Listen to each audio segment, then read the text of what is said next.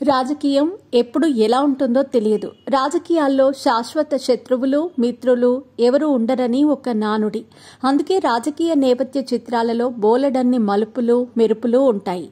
Mass masala commercial సినిమాకు కావలసిన కథా కథనాలు రాజకీయాలలో ఉంటాయి. ఒకే ఒక్కడు వంటి పొలిటికల్ సినిమా తీసి భారతీయ ప్రేక్షకులను మెప్పించిన దర్శకుడు శంకర్. సందేశాత్మక రాజకీయ సినిమాలు తీయటం దర్శకుడు శంకర్ శైలి. ఆయన తీసిన మెజారిటీ సినిమాలలో రాజకీయాల ప్రస్తావన ఉంటుంది. ఇప్పుడు ఈ దర్శకుడు గ్లోబల్ స్టార్ రామ్ చరణ్ హీరోగా గేమ్ చేంజర్తో తెలుగులో ఎంట్రీ ఇస్తున్నారు.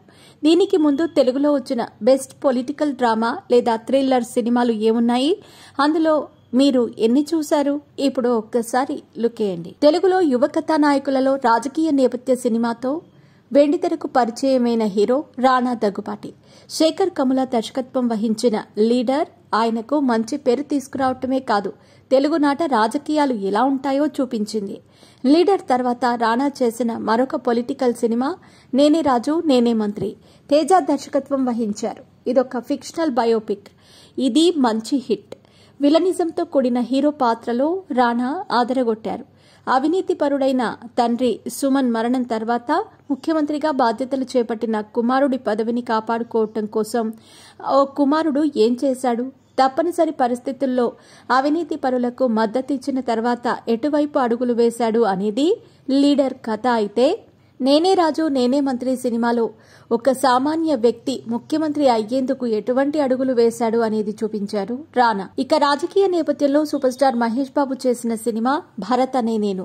లీడర్ సినిమాలో తండ్రి మరణం తర్వాత విదేశాల నుంచి వచ్చిన కుమారుడు ఏ విధంగా అయితే ముఖ్యమంత్రి బాధ్యతలు చేపట్టాడో ఈ సినిమాలోనూ ఇంచుమించు అంతే. అయితే రెండు సినిమాల్లో ప్రస్తావించిన అంశాలు వేరువేరు. విద్యా వ్యవస్థను కొంతమంది వ్యాపారంగా ఎలా మార్చినది చూపించటం నుంచి ట్రాఫిక్ నిబంధనలను సామాన్యులు ఎలా ఉల్లంఘిస్తున్నారు అనే అంశం వరకు దర్శకుడు కొరటాల శివ చాలా అంశాలను ప్రస్తావించారు. తెలుగులో తెరకెక్కిన రాజకీయ బయోపిక్స్ చాలా తక్కువ. ఉమ్మడి ఏపీ మాజీ ముఖ్యమంత్రి వైఎస్ రాజశేఖర్ రెడ్డి చేసిన పాదయాత్ర ఆధారంగా దర్శకుడు మహీవి రాఘవ్ యాత్ర సినిమా తీసి విజయం సాధించారు. ఆ తర్వాత రాజశేఖర్ రెడ్డి తనయుడు వైఎస్ జగన్మోహన్ రెడ్డి ముఖ్యమంత్రి పదవి చేపట్టడానికి ముందు చేసిన పాదయాత్ర నేపథ్యంలో యాత్ర 2 చేశారు. అయితే మొదటి చిత్రానికి వచ్చిన స్పందన రెండవ చిత్రానికి రాలేదనే చెప్పాలి. చిత్రసీమలో అగ్ర కథానాయకుడిగా వెలుగొందిన విశ్వవిఖ్యాత నట సార్వభౌమ నందమూరి తారక రామారావు జీవితంపై ఆయన తనయుడు బాలకృష్ణ హీరోగా ఎన్టీఆర్ బయోపిక్ రూపొందింది. రెండో భాగంలో రాజకీయాలే ప్రధాన అంశంగా ఉంటాయి. తెలుగులో వచ్చిన రాజకీయ నేపథ్య చిత్రాలలో దర్శకుడు దేవా కట్టా తీసిన ప్రస్థానం చిత్రానికి ప్రత్యేక స్థానం ఉంది. రాజకీయాలకు మాత్రమే ఆ కథ పరిమితం కాలేదు. కుటుంబ రాజకీయాలతో పాటు సవతి సోదరుల మధ్య పోరును సైతం చక్కగా ఆవిష్కరించారు.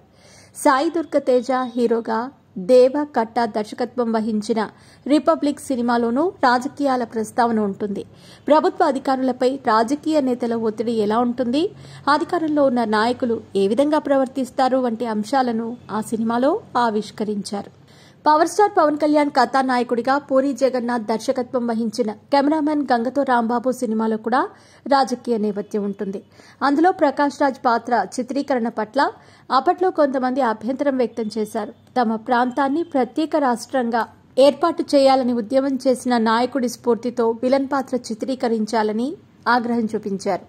బాలకృష్ణ లెజెండ్ సినిమాలో రాజకీయాల ప్రస్తావన ఉంటుంది. డబ్బుకు ఆశపడి పార్టీ ఫిరాయించిన ఎమ్మెల్యేలు, రాజకీయ నేతల అమ్మకాలు, కొనుగోలు, బేరసారాలు వంటివి ఉంటాయి. చిరంజీవి గాడ్ ఫాదర్ కూడా పొలిటికల్ బెస్ట్ ఫిల్మే. ఇక ప్రస్తుత ఏపీ ముఖ్యమంత్రి నారా చంద్రబాబు నాయుడు ఫ్యామిలీ హీరో నారా రోహిత్ రాజకీయాల నేపథ్యంలో 2 సినిమాలు చేశారు.